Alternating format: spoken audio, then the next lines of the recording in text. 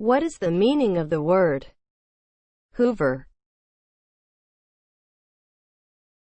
as a noun? United States industrialist who manufactured vacuum cleaners 1849 to 1932. United States lawyer who was director of the FBI for 48 years 1895 to 1972. 31st President of the United States. In 1929 the stock market crashed and the economy collapsed and Hoover was defeated for re-election by Franklin Roosevelt, 1874 to 1964. A kind of vacuum cleaner.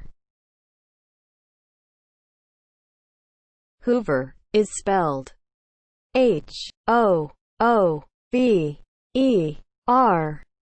Hoover